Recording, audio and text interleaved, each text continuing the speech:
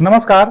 इस अंक में आप सभी का बहुत बहुत स्वागत है। 4 जून को अर्थात डे बिफोर यस्टरडे मैंने एक वीडियो डाला था जिसमें मैंने सुप्रीम कोर्ट के निर्णय से प्रभावित सभी शिक्षकों से एक अपील किया था, एक अनुरोध किया था कि आप सभी एक पत्र अभियान चलाएं। लेकिन उस वीडियो पर आप सभी का कोई खास रिस्पॉन्स नहीं आया। अभी तक महज 4000 लोगों ने उसे देखा, जो कि निराशाजनक है। इससे किसी के मन में भी यह शंका उत्पन्न हो सकती है कि आखिर सुप्रीम कोर्ट के निर्णय से जितने शिक्षकों को प्रभावित होने की बात की जा रही है, अर्थात 25 लाख शिक्षकों को, शायद यह एक एग्जैजरेटेड फिगर है। अर्थात ऐसा लगता है कि संख्या को कुछ बढ़ा चढ़ा कर प्रोजेक्ट किया जा रहा है और प्रभावित शिक्षकों की संख्या शायद इतनी नहीं है। यदि संख्या इतनी होती और उनको अपनी नौकरी बचाने की चिंता होती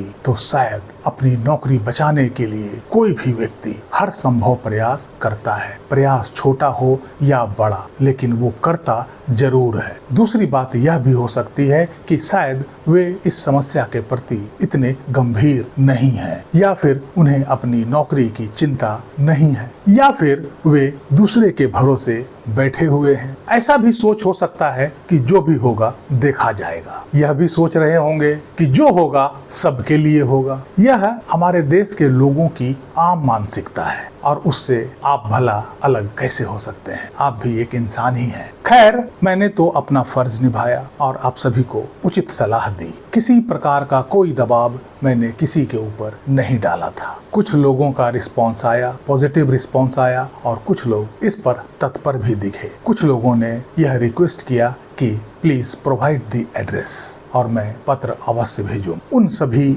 शिक्षकों के लिए मैं चारों एड्रेस इस अंक के अंत में आप सभी को निश्चित रूप से दूंगा, ताकि आप उन सभी को पत्र लिख सकें। लेकिन पत्रों की संख्या यदि लाखों में होती तो शायद उसका प्रभाव कुछ अलग होता। आपने रिव्यू पिटीशन में देखा है कि 25 लाख शिक्षकों के लिए मात्र 68 रिव्यू पिटीशन, जहां इस रिव्यू पिटीशन की संख्या लाखों में होनी चाहिए थी, उसका परिणाम कुछ अलग होता। कभी कभी लोगों की निष्क्रियता जीवन में भारी पड़ जाता है। बाकी आप सभी शिक्षक हैं, खुद बहुत समझदार होंगे। आप अपना कर्तव्य, अपना अधिकार बखूबी समझते होंगे। आपको ऊंच नीच, अच्छा बुरा का ज्ञान होगा। उसके हिसाब से आप खुद अपना दिशा निर्देश कर सकते हैं। आप भले अपना काम करें या ना करें, मैं अपना प्रयास करता रहूं। क्योंकि जब मैं उन लोगों के बारे में सोचता हूं जो मेरे उम्र के हैं, अर्थात 50 के उम्र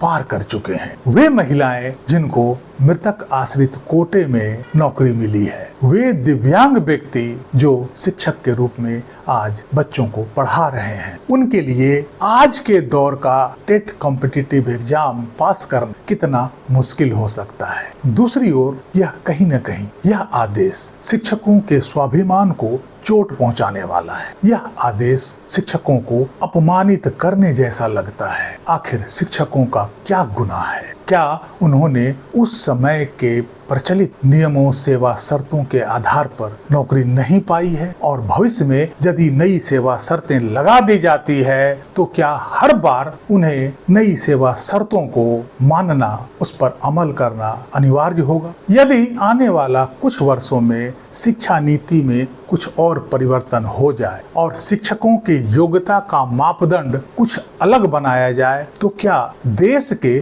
सभी शिक्षकों को उस मापदंड के अनुसार उनकी योग्यता को दोबारा से नापा जाएगा? आखिर यह कैसी अनीति है? और आज यदि इस पर खुलकर आवाज नहीं उठाया गया तो भविष्य में ऐसा होने का भी पूरी संभावना है। अभी आने वाला समय में आप देखिएगा कि 9 से 12 क्लास के बच्चों को पढ़ाने वाले शिक्षकों के लिए भी टेट को अनिवार्य करने की बात की जा रही है। यदि इन सेवारत शिक्षकों को मोहलत नहीं मिली तो यह यकीन मानिए कि उसमें भी सेवारत शिक्षकों को कोई राहत नहीं मिलने वाला है। हो सकता है कि 9 से 12 क्लास के बच्चों को पढ़ाने वाले सभी सेवारत शिक्षकों को यह फरमान जारी कर दिया जाए। 1998 में मैंने दिल्ली विश्वविद्यालय से LLB किया। उस समय ऑल इंडिया बार एग्जाम नहीं होता था। डिग्री लेने के बाद सीधे बार काउंसिल में आप रजिस्ट्रेशन करवा सकते थे। वहाँ एक फॉर्मल इंटरव्यू होता था जो कोई भी व्यक्ति आसानी से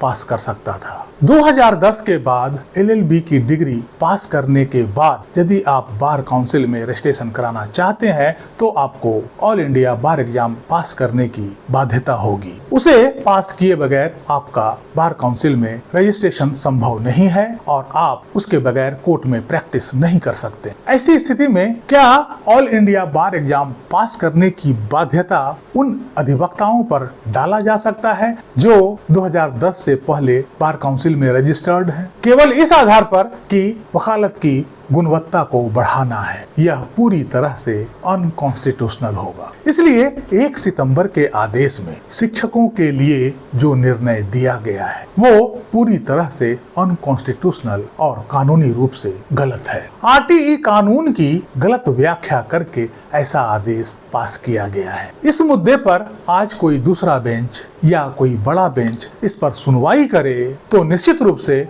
फैसला अलग आएगा। RET केस में जस्टिस माहेश्वरी का निर्णय आपने देखा होगा। उन्होंने 23 अगस्त 2010 के बाद नियुक्त RET शिक्षकों पर ही टेट पास करने का बाध्यता की बात की है, न कि उससे पहले नियुक्त RET शिक्षकों के लिए। क्या वे न्यायाधीश कानून नहीं समझते हैं? क्या उन्हें कानून की व्याख्या नहीं आती है? हालांकि उस निर्णय से भी मैं सहमत नहीं हूँ। जम्मू एंड कश्मीर में 31 अक्टूबर 2019 से पहले नियुक्त शिक्षकों पर टेट की बाध्यता किसी भी प्रकार से नहीं होनी चाहिए थी, क्योंकि उससे पहले वहाँ RTE एक्ट का कोई अस्तित्व नहीं था। उस निर्णय में मैं यही सलाह दूंगा कि जम्मू एंड कश्मीर सरकार एक रिव्यू पिटीशन अवश्य लगाए। शायद उस रिव्यू पिटीशन से उन शिक्षकों को राहत दिलाया जा सकता है। RTE कानून लागू होने से पहले जो शिक्षक अपनी स्वतंत्र इच्छा से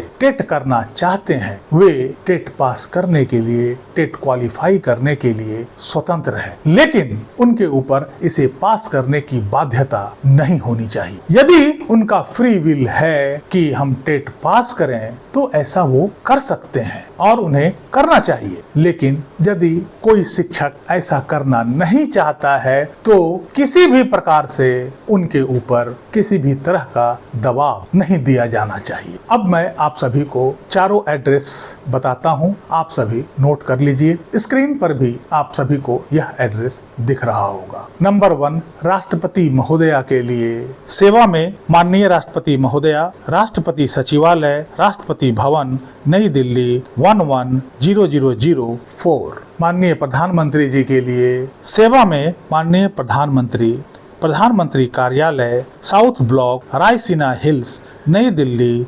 110011। नंबर 3, माननीय शिक्षा मंत्री के लिए सेवा में माननीय शिक्षा मंत्री, कमरा नंबर 302C, शास्त्री भवन, नई दिल्ली 110001। नंबर 4, मुख्य न्यायाधीश महोदय के लिए सेवा में माननीय मुख्य न्यायाधीश, सुप्रीम कोर्ट ऑफ इंडिया, तिलक मार्ग, नई दिल्ली 110001। मैं पुनः आप सभी से आग्रह करना चाहूंगा कि सभी सेवारत शिक्षक जो सुप्रीम कोर्ट के इस निर्णय से प्रभावित हैं, जिनकी नौकरी संकट में पड़ी हुई है, पत्र अवश्य भेजिए। पत्र इतनी संख्या में होनी चाहिए कि इसका दबाव सरकार और न्यायालय दोनों महसूस करे। परिणाम की चिंता मत कीजिए, यह आपका संघर्ष का एक हिस्सा है। बाकी आपकी मर्जी, जैसा उचित लगे आप कर सकते हैं। मेरा काम तो सलाह देना है, उस पर अमल करना या ना करना आपके विवेक पर